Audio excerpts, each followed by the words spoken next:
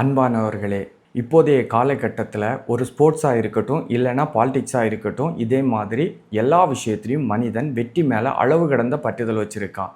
அது மட்டும் இல்லாமல் அந்த வெற்றி மனுஷனுக்கு கிடைக்கும்போது அவங்க அந்த வெற்றியை ஆக்ரோஷமாக கொண்டாடுறாங்க. இந்த இடத்துல நீங்கள் இப்போது யோசிக்கலாம், வெற்றியை கொண்டாடுறதுல எதுவும் தப்பில்லையே அப்படின்னு யோசிக்கலாம். ஆனால் இந்த இடத்துல ஒரு உண்மையை தெரிஞ்சாகணும். நாம் வெற்றி பெற்றது இன்னும் ஒருத்தங்களை தோல்வி உற செய்து தான் நாம் வெற்றி அடைஞ்சிருக்கோம். நாம் இவ்வளோ ஆக்ரோஷமாக கொண்டாடும்போது அங்கே நம்மளால் தோற்கடிக்கப்பட்ட ஒரு நபர் உடைந்து போய் உட்கார்ந்திருப்பார். அவரும் ஒரு மனிதர் தான், அவருக்கும் உணர்வுகள் இருக்கும் என்பதை நாம் புரிந்து கொள்ள வேண்டும்.